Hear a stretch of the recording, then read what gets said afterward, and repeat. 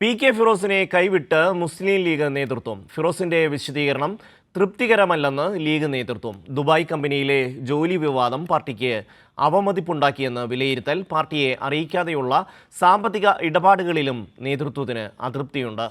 വിഷയം സ്വയം ഫിറോസ് തീർക്കട്ടെയെന്ന് പി.കെ. കുഞ്ഞാലിക്കുട്ടി പ്രതികരിച്ചു.